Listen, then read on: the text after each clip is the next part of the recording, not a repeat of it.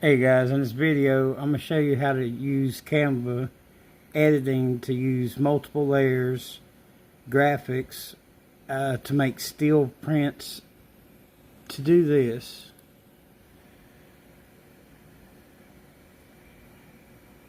and I can show you in a few easy steps, and I'll walk you through each one, so just follow along. So my goal was, I had this prompt to create a collage art floating above submerged earth. I didn't really like that, so I wanted the arc above submerged cities after the floods. So I went to Leonardo AI and I created it, and it gave me some cartoony things that I didn't really want to use. But this, I was happy with the cities under the water, but not this on the top. So I downloaded this picture and brought it back to Canva. From Canva, click on it, go to Edit Photo, which brings up this menu.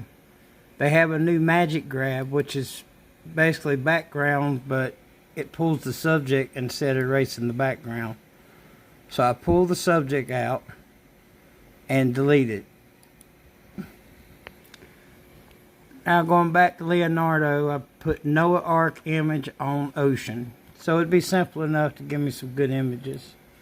I collect 4 images. Close up, which didn't match my photo. This, but it had whatever was on the top. And it left me with these 2 good images. I chose the middle picture, which that one was good too, but I chose this one. Download it, come back to Canva, go to Upload Photos, click it.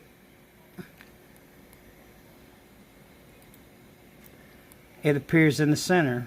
We're going to click this picture again, back to the same edit photo. I'm going to do Magic Grab again. This time I'm going to grab it, but instead of deleting it, I'm going to delete its original background. Alright, we're going to take it, size it appropriately to the picture. Oh, first I need to clean the picture up. Go to, click this picture, Edit Photo, Magic Eraser. I need to get these trees and balloons out of the air.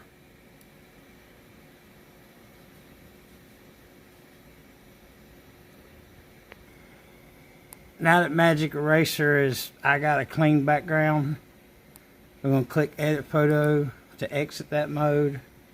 We're going to take this and we're going to size it to scale.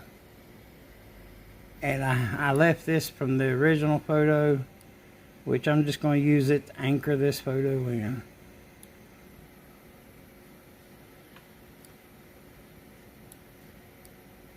And there we go.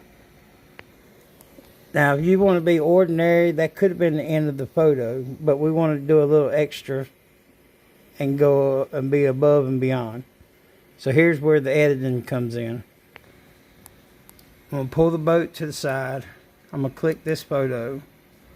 I'm going to copy it.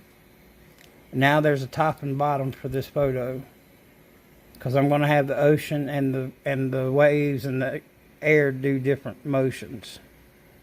So now that I got it down here, the sky's separate than the ocean. So now I'm going to have this ocean, and it happens the layers just came out right, but if it wasn't right, you would have clicked this, you wouldn't have went to layers, and you would have got it. But I wanted the boat, the hull, to be behind the water.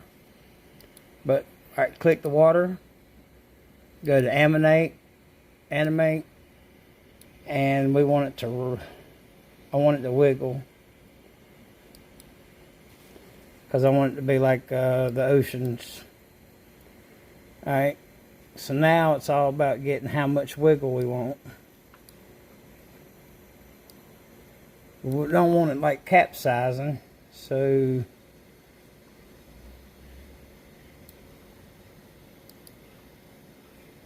Go back to our wiggle.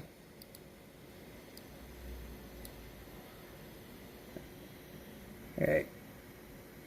I just want it rocking a little bit. There. Now we don't want the edges sticking up, so I'm going to make it bigger than the actual screen so the edges don't rock up. Now watch it now. You notice these edges are not coming up because I expanded it past the field. Since it's during the flood, I want to indicate like a storm. So on the sky, I'm going to go and put a flicker. We're going to make it a small flicker. So now the sky has a small flicker in it. Now watch it. So now the sky's got a small flicker. And if the water's moving, of course the boat should be moving. Go back, click your boat. Let's go back to that same add motion to the wiggle.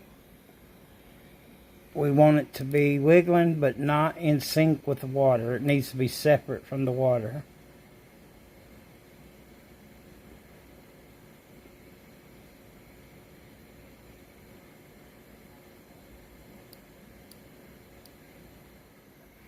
I'm going to go into the timing. I'm going to get the timing here. I'm going to delay the timing a half a second just to offset the timing so my wiggle's not in sync. Okay, so now here we are. We got everything for the flood but the rain. We'll go over here to elements, type in rain. The rain that I'm going to have you select is going to be this. It's a 30-second window. You could have chose this one, but I like this one because you see this surface, the surface pour. It's going to go good with what we got. I'll show you why. I'm going to click it. It comes onto this screen. Now here's going to be the tricky part. It's going to take us to the next level. Since you're applying a video effect to a picture, it's going to automatically cover your photo. So what you're going to want to do is come up here to the transparency with it clicked, and we're going to want down here where the surface area is, we're going to adjust it until we still want to see the city, but we want to see the rain, and especially the rain patter.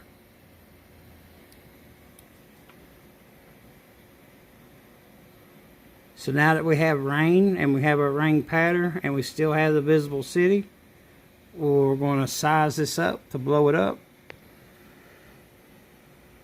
And we size this up. I'm going to pull it.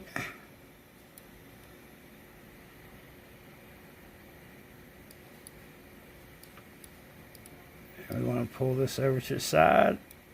And just like the other effect, I'm going to pull it past the screen edge because I'm going to put, I don't want the rain just coming down. I'm going to put some, I'm going to apply animation to it as well. I want this rain pattern to line up with the top of the water, which is here. And then I'll drag this down.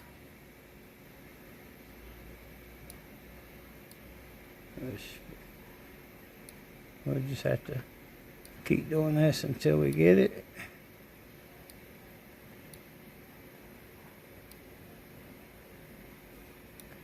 Okay. So on the rough edge, this is what it's going to look like. Oh, put it in motion.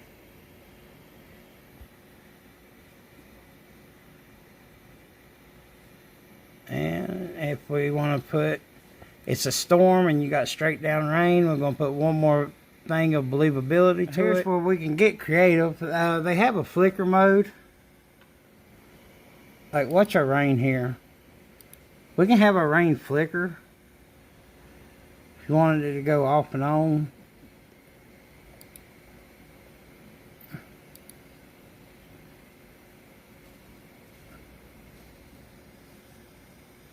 Stop and go, stop and go. You can pulsate your rain.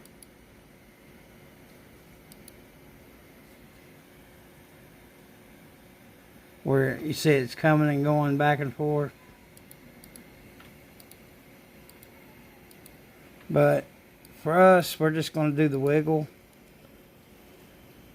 And I'm gonna put it on a low intensity because I'm not really looking to make a...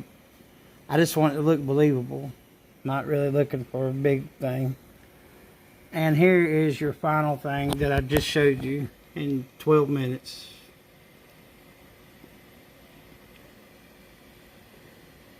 Taking animations and doing it without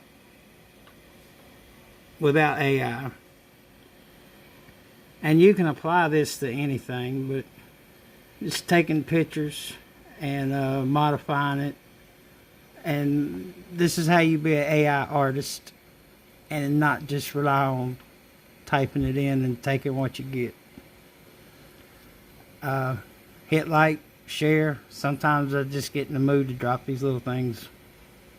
We'll see y'all.